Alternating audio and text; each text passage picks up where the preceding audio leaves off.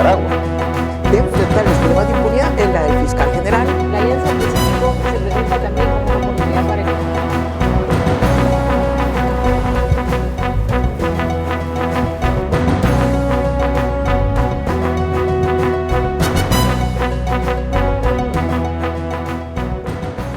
Un gusto volver a estar con ustedes en el espacio Fernando Aguayo América. Cordiales saludos a quienes nos ven a través de la señal de Mega TV en la Florida, Estados Unidos, por Vito TVO en el Ecuador y por OnePlus TV en el Ecuador y en el mundo. Hoy tenemos como invitado al economista Fausto Ortiz. Él fue ministro de Finanzas. Bienvenido, muchas gracias por estar con nosotros. Ha habido una gran tarea por parte del presidente de la República, Daniel Noboa, en esto de pacificar al Ecuador. Pero ahora viene la otra parte, esta fundamental, la economía. ¿Cuál es la situación actual vista desde el ángulo técnico de la economía ecuatoriana? Sí, Fernando, el asunto es que estamos viviendo una economía con muy poca liquidez, con muchos atrasos, con mucha necesidad de financiamiento y con puertas cerradas de financiamiento a nivel mundial. Es decir, no hay acceso a bonos de mercado de internacional porque el riesgo país está acercando a los 1.400 puntos, lo que nos diría que el acceso a la deuda sería como el 18%, que es imposible.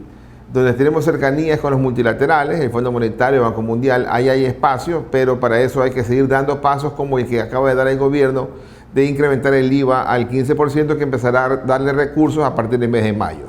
Cuando usted dice se hace difícil conseguir créditos afuera y se habla del 18%, porque esos 1.400 puntos de riesgo país implica un 14% más o menos de tasas de interés, sumado a lo que plantea los Estados Unidos, la Reserva Federal, 4%, entonces estamos hablando de 18%. Carísimo para el Ecuador. Es carísimo para el Ecuador cuando el costo promedio de la deuda ecuatoriana hoy día está en menos del 5%. El costo de la deuda en los bonos globales después de la reestructuración de septiembre de 2020 está en el 6%. Entonces, pensar que vamos a poder duplicar ya es enorme el costo. Y peor pensar en una tasa del 18% que hace inviable esa posibilidad. Le toca al gobierno seguir trabajando para bajar el déficit fiscal, para mejorar la parte social, para mejorar la parte económica, ojalá algo de crecimiento, para que ese riesgo país pueda ir bajando bruscamente. Justamente acaba de ser publicado un informe de organismos internacionales en donde determinan que hay alrededor de 25 países con débiles economías. Se les hace difícil, dicen, a ellos poder ir al mercado de capitales. ¿Cómo superamos esto cuando el Ecuador requiere de esos capitales? Sí, la parte más importante ahora es el crecimiento económico. La información que tenemos es que el año 2023 la economía quizás creció 3%, el año 2024 la economía podría estar creciendo entre 1,5% y 2%, pero acá hay una situación que puede confundir a la población. Estamos hablando de un cambio metodológico en la medición que hace el Banco Central de la economía. Antes la medía con una cierta medida y ahora la está trabajando con otra. Entonces resulta que ahora la caída del 2020 ya la recuperamos íntegra con la nueva medición en el 2021 y ha venido cayendo del 10% al 6%, al 4% y quizás este año al 3%. Entonces el crecimiento económico es importante, es fundamental para que la actividad económica genere más tranquilidad y genere sobre todo empleo. El crecimiento económico determina mejorar las condiciones de los ciudadanos. Sin crecimiento se empobrece y desde el año 2018 prácticamente no ha crecido la economía ecuatoriana. Y cada vez que crece más lento, ¿no? Dependiendo cómo la midamos. Por eso con los nuevos datos que lo que toca medir ahora ha venido creciendo pero cada vez más lento. ¿Qué otra cosa más tenemos como dificultad? El petróleo. Este año hubo un presupuesto del Estado en 2024 de 35.000 millones de dólares. El petróleo apenas aporta con 1.300 millones de dólares. Los impuestos aportan con 16.000 millones de dólares, pero el petróleo apenas 1.300 millones. Quiere decir que el país ya dejó de ser petrolero hace rato. Y entonces, ¿por qué no podemos tener un ingreso petrolero mucho mejor? Porque estamos gastando más de 3.000 millones en subsidios. Entonces el gobierno tiene que ver cómo destraba un poco el tema de los subsidios, ojalá empezando con la gasolina extra que le pueda dar un recursos adicionales quizás de 600, 800 millones de dólares, con lo cual podríamos estar, aunque sea llegando en el 2024, a tener 2.000 millones de ingresos petroleros. Ha llegado el momento de eliminar los subsidios. Se considera que son más o menos 25 centavos los que se subsidia en la gasolina extra. La gente pobre no se va a empobrecer más, la de clase media tampoco, y se va a transparentar la economía del Estado ecuatoriano, que es lo que requerimos. Claro, consumimos en el país 1.200 millones de galones de gasolina extra y ecopaís. Ese es el consumo en ese combustible. Entonces, si uno piensa que ahí pueda subir 25 centavos o quizás a 50 centavos, dependiendo del momento en que lo haga el gobierno, estamos hablando de entre 300 y 600 millones de dólares que le podría dar aporte a la liquidez, y sobre todo que no estemos ya fomentando el contrabando o malos recursos. ¿Dónde más hay recursos? En el tema del diésel. Se consumen 1.600 millones de galones en el año. Y ahí hay que focalizar, quizás dejar a un lado el mismo precio para los transportes de personas, transporte de carga, pero hay que empezar a focalizar cambiando ese precio de 1.75 cuando afuera está arriba de $3. Vemos el tema del gas. Veíamos un reportaje días atrás en uno de los canales de televisión, una persona que estaba en la frontera, lo que hacía es reportar cuál es la condición de seguridad y de todos los requerimientos para el paso de ciudadanos en la frontera con Colombia. Y tomaron ahí el testimonio de una persona que tenía 2 o 3 cilindros de gas y decía: yo paso al Ecuador, compro allá el gas a $2 más o menos, acá cuesta $12, decía ella. Eso es lo que sucede con nuestros combustibles. Claro, hay un elemento importante de contrabando, pero ¿cuánto es cada subsidio? Cada grupo de combustible. El diésel quizás son 1.500 millones de dólares, en gasolinas pueden ser 1.000 millones de dólares y en gas pueden ser unos 900 millones de dólares. Entonces es claro que hay que tratar de corregir, ojalá primero la extra que golpea menos a la clase más pobre, poner un subsidio focalizado en el diésel y ver cómo vamos avanzando en el tema del gas, que debe haber alguna fórmula, sobre todo para que no ocurra lo que usted plantea, que haya contrabando a nivel de fronteras. Si no se toman estas decisiones, va a ser difícil entonces lograr ese financiamiento exterior. Va a ser sumamente complicado que los multilaterales le digan al Ecuador: aquí está este dinero. Claro, porque el déficit fiscal de los últimos 4 años del presidente Correa fue 6% del Producto Interno Bruto. Los 4 años del presidente Moreno fue 6% del Producto Interno Bruto. Ahora se está planteando un déficit de 5.000 millones de dólares, que sería algo así como un 4% del Producto Interno Bruto, que es mejor que los 2 periodos previos, pero no quiere decir que ya estamos corregido todo. Ese 4% es un planteamiento, ojalá que termine en una cifra por ahí similar. El año pasado fue más de 6.000 millones de dólares. Este año, ajustando a 5.000 millones de dólares, es elevado, y si uno corrige el tema de combustibles, puede bajar el déficit y abrir las ventanas de financiamiento. El Estado necesita por lo menos 11.000 millones de dólares este año. El número oficial es ese: 5.000 de déficit más 6.000 millones de deuda, son 11.000 millones. No han registrado atrasos por unos 2.000 millones de dólares, por lo tanto puede ser más amplio en la necesidad de financiamiento. Los atrasos lamentablemente se pagan con atrasos, es decir, si no le pagué la seguridad social el año pasado, le pago lo del año pasado, pero me vuelvo a atrasar con ese dato. Por ejemplo, los datos al finalizar el mes de febrero hablan de que ya en apenas 2 meses de transcurrido el año, ya hay atrasos de unos 500 millones de dólares en lo que tiene que ver con los recursos de la seguridad social. Los desplazamientos del presidente Noboa, por ejemplo, a Canadá, Estados Unidos, Europa, ¿puede tener como objetivo de buscar el financiamiento? Yo creo que más temas comerciales, más temas de posicionar adecuadamente el país a nivel global, pero el financiamiento es con las multilaterales. El financiamiento es ya, necesitamos este año ese dinero. Buscar apertura de mercados es a mediano o largo plazo. Sí, y donde está la plata es en Washington. Allá es donde tiene que el gobierno enfocarse, para bien sea Fondo Monetario, Banco Mundial o el BID. ¿Cuáles son los países con mejor desempeño económico de Latinoamérica en estos momentos? Hay buena gestión en quizás en Brasil, quizás México, que son los que están marcando un poco el crecimiento económico, que no termina de mejorar en América Latina. Por ahí hay un periodo de tiempo que hemos estado estancados. Este año se supone que seguimos algo estancados, pero hay que salir adelante. El tema argentino no le va a costar mucho tiempo hacer el cambio hacia crecimiento económico. Países pequeñitos quizás están mucho más tranquilos, Paraguay, Uruguay, que están bastante bien, pero no alcanzan a empujar al conjunto de América. Brasil y Chile, pero Brasil y México son los que mayores contribuyen al crecimiento económico de América Latina. El caso de Colombia, de Perú, que tienen crisis políticas, pero que de alguna manera plantean políticas de Estado desde hace mucho tiempo en el orden económico. ¿Ellos van más o menos manejando la situación? Sí, bastante bien, y uno dice, quizás no está muy bien el tema de crecimiento económico, pero está muy bien el acceso al financiamiento. Su riesgo país está a menos de 200 puntos. ¿Siguen llegando capitales a esos dos países? Siguen recibiendo inversión extranjera, no al ritmo que ellos quisieran el crecimiento, pero al menos hay una estabilidad. Su tipo de cambio está bastante estable, que tiene que ver con su política y tiene que ver también con el debilitamiento de la moneda americana. Entonces hay condiciones al menos de estabilidad. Ojalá que empecemos ya a buscar crecimiento, pero el periodo de tiempo actual es más bien un crecimiento algo más lento, es lo que está ocurriendo en América Latina. El caso de Chile, que ha sido una economía que ha estado mucho más fortalecida que los otros países durante un largo tiempo.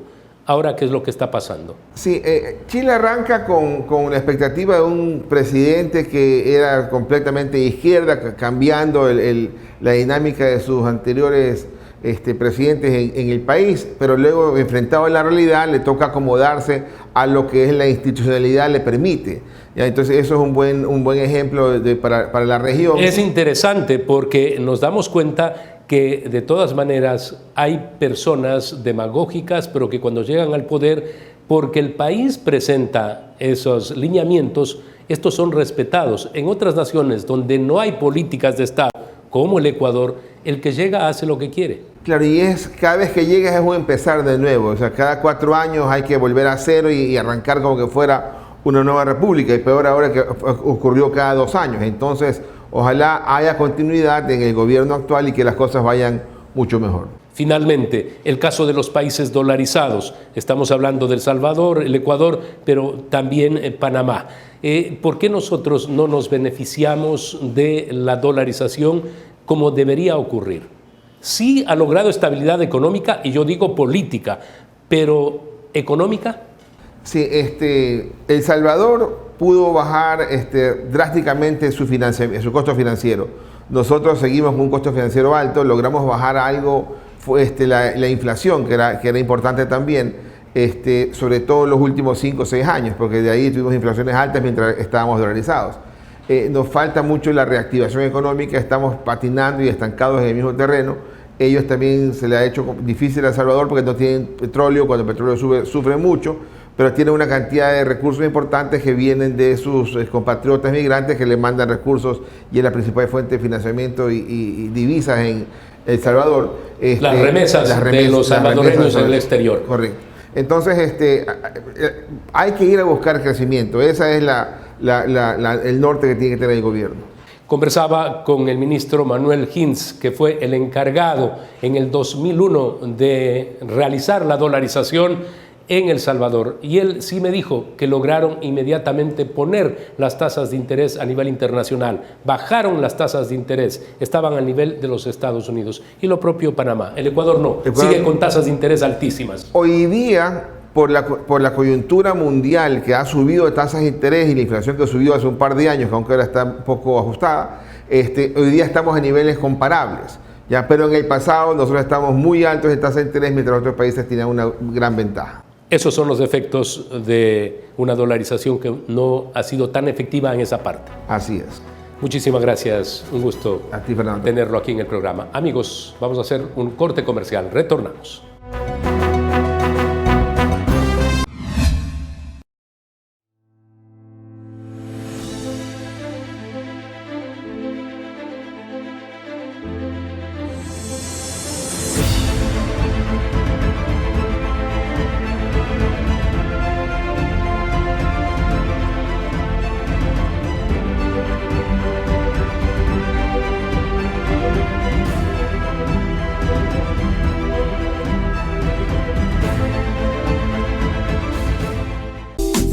Verde Fruit, el camino para acercar los productos de América Latina a los Estados Unidos.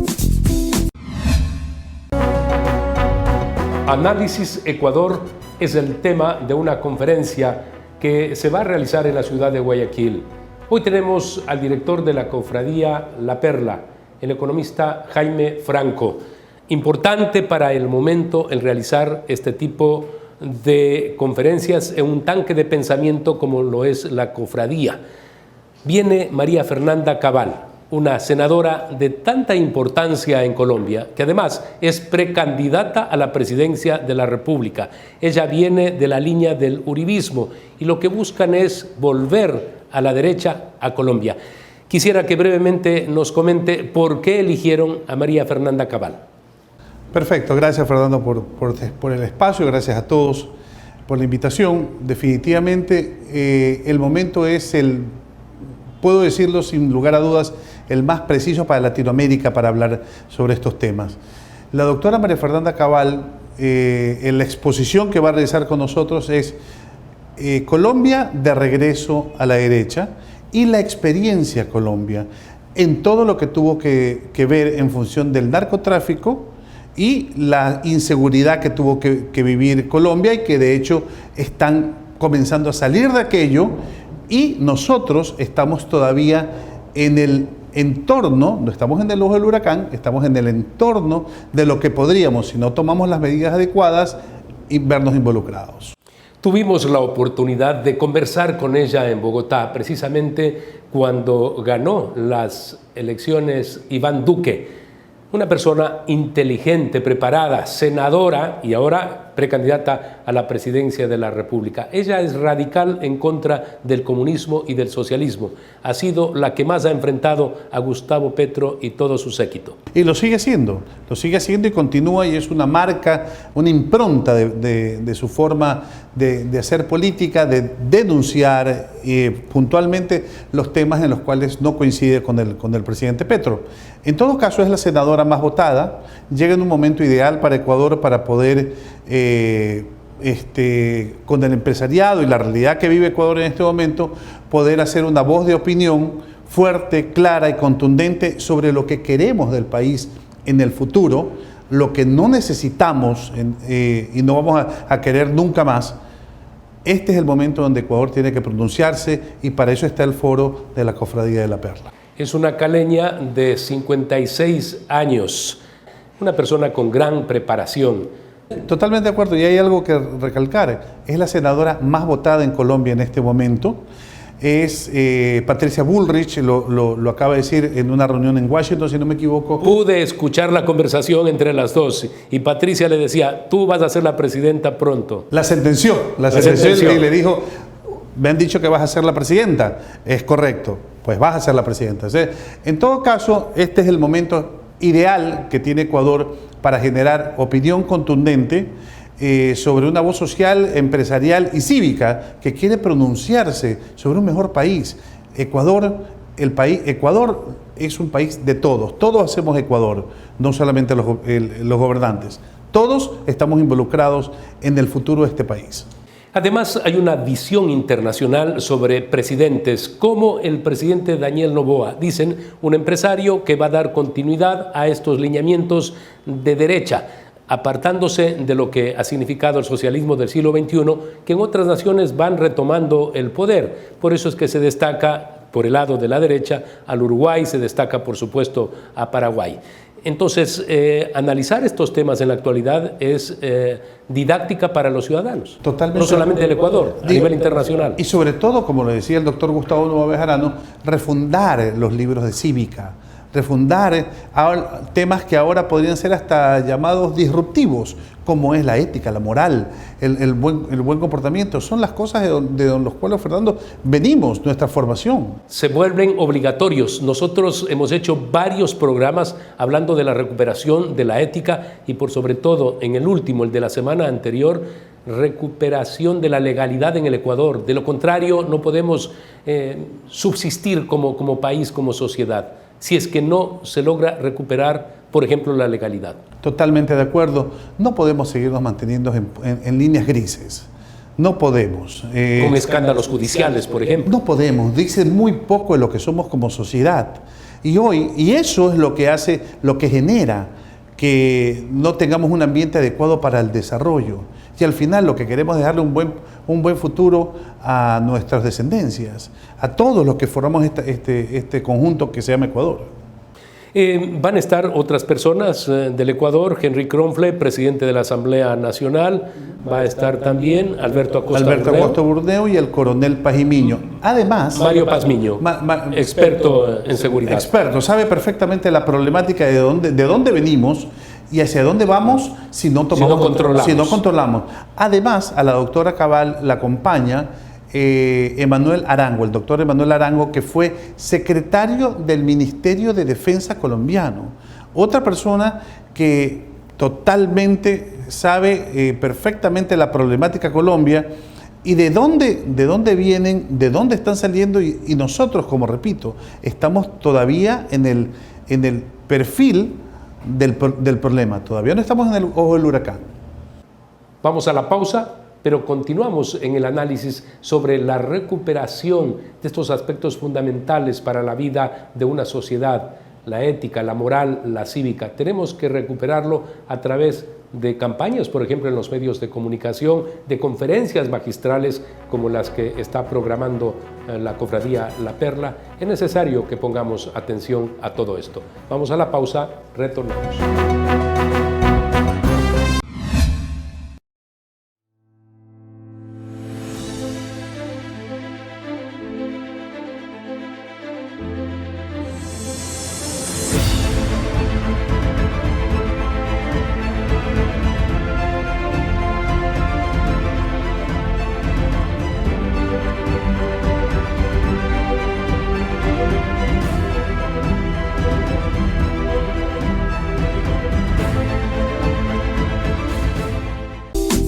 Verde Fruit, el camino para acercar los productos de América Latina a los Estados Unidos. La Cofradía La Perla ha realizado también algunas conferencias en los Estados Unidos, especialmente en la ciudad de Miami. ¿Va a continuar con esa actividad allá? Por supuesto, te cuento algo, Fernando. La Cofradía de la Perla tiene alrededor de 13, 14 años. Fue un concepto desarrollado por el doctor Gustavo Novoa Bejarano, buen amigo, formador, muy buen amigo mío. Expresidente del Ecuador, extinto, dolorosamente se nos fue, el doctor Gustavo Novoa Bejarano. Un hombre que dejó una clara marca de ética, de moral, de buen comportamiento y sobre todo una visión clara de hacia dónde debe ir el Ecuador. No soy el único, comenzamos 5 y somos alrededor de 1.500 generadores de cambio entre Perú, Colombia, Ecuador, Costa Rica, Miami y llegamos hasta New Jersey. Y seguimos creciendo. Como te decía, tenemos 7 eventos al año y 1 en Miami en el mes de octubre. Sigue creciendo, creo que vamos a comenzar a hacer parte Ecuador y parte Miami. Y demandamos hacer más cosas todavía, porque el deseo del ecuatoriano, el deseo del latino, de tener una visión clara sobre gente que sabe hacia dónde debe ir el Ecuador, generar opinión, es demandante, es altamente importante. Bajo esas ideas de libertad, esto de libertad económica, de verdadera democracia, que es lo que tenemos que sustentar los ciudadanos si queremos prosperidad. Ya hemos visto las experiencias, esas nefastas, en el caso de Cuba, una Cuba empobrecida y por supuesto una Venezuela que está sobre la riqueza petrolera, pero que vive angustias y pobreza. Y tenemos un país lleno de maravillas. No somos territorialmente no somos una gran nación, pero tenemos riquezas inconmensurables. Y es necesario poderlas organizar de una manera debida para poder avanzar en un futuro sostenible para que todos podamos disfrutar de las riquezas de este país. Se dice que la izquierda, desde hace muchos años y a partir del año 90 mucho más, se metieron en las universidades, se metieron por supuesto en el arte, en los medios de comunicación y que tienen una voz permanente, que la derecha en cambio no sabe cómo comunicar lo que son principios de la lógica en la vida, como es esto de la libertad, la democracia, la prosperidad a través del trabajo y la inversión y sacrificio y esfuerzo que hacen empresarios para la búsqueda de trabajo de los demás. Ese tipo de ideas no se canalizan sino a través de entrevistas o en conferencias como las que ustedes realizan, pero no hay una difusión masiva. Es correcto. Debo de hacer un mea culpa, pese a que nosotros tratamos de poner no un grano de arena, ponemos creo que media volquetada de arena en lo que hacemos, y por eso la aceptación que hemos tenido y seguimos teniendo. El empresario está muy comprometido en lo que nosotros hacemos en la Cofradía de la Perla, constantemente está asistiendo, constantemente está en este boca a boca para que más gente se sume dentro y fuera del Ecuador. Entendamos bien que la problemática que expone la Cofradía de la Perla no solamente es para Ecuador, es para Latinoamérica. Todos tenemos de alguna manera males similares y soluciones generales a esos problemas. Por eso es que hay oídos abiertos para poder nosotros hablar de estos temas en Perú, en Colombia, en Ecuador no se diga, en Miami, donde hay muchos latinos que nos han acompañado, muchísimos latinos que se sienten identificados y ven la problemática de Venezuela, de Cuba, Panamá, que vamos por lo mismo y tenemos que tomar soluciones parecidas. Nuestro programa se difunde desde el 2008 a través de Mega TV en la Florida, Estados Unidos. Mega TV es el canal de la política en la Florida. Hay canales muy grandes, importantes, como Univisión, Telemundo, pero la política se hace en Mega TV y precisamente es ahí donde se defiende la democracia a nivel internacional. Estoy absolutamente de acuerdo contigo y quiero agradecerte muchísimo este espacio. Estoy honrado de poder estar aquí, espero que no sea la última vez. Estás cordialmente invitado y están todos cordialmente invitados a los foros de la Cofradía de la Perla, donde generamos opinión por un mejor Ecuador. Ojalá podamos tener la posibilidad de dialogar con María Fernanda Cabal. Reitero, una estupenda entrevista. Logramos con ella el día que triunfó Iván Duque en Bogotá como presidente de la República de ese país. Quienes quieran acercarse a la cofradía para ser parte de la misma, o en su defecto, quienes quieran estar en la conferencia, ¿qué es lo que tienen que hacer? Primero visitarnos en nuestras redes sociales o en nuestra página web, que es www.cofradiaperla.org www.cofradiaperla.org o en las redes sociales, Twitter, Facebook e Instagram, donde estamos y van a encontrar toda la información de lo que hacemos. Al final del día, la intención es que el empresario, el profesional o el ciudadano de a pie se involucre en la realidad del Ecuador. Este país, repito, y como lo digo y lo sostengo, este país es de todos los ecuatorianos. No lo maneja un grupo, no lo maneja un gobierno, es de todos los ecuatorianos y tenemos que hacer valer lo que queremos todos para un mejor país.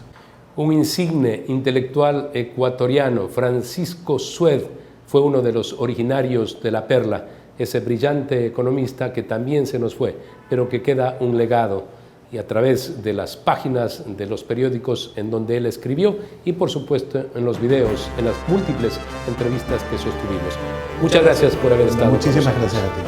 Amigos, recuerden que la próxima semana tienen una cita en Fernando Aguayo, América, a través de Mega TV en la Florida, por Vito TV en el Ecuador y por OnePlus TV en el Ecuador y en el mundo.